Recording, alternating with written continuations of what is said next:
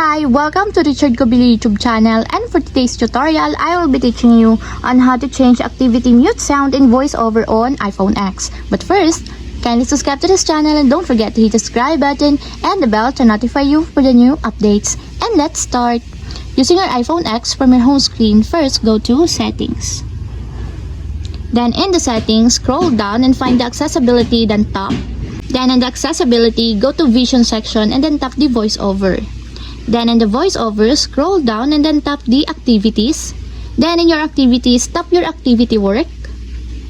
Then in your Activity Work, go to Speech and Audio Settings section and then tap the Mute Sound. Then in the Mute Sound, if you want to turn it on, just tap the on until there's a check mark on the side. And if you want to change it to off, just tap it also until there's a check mark on the side.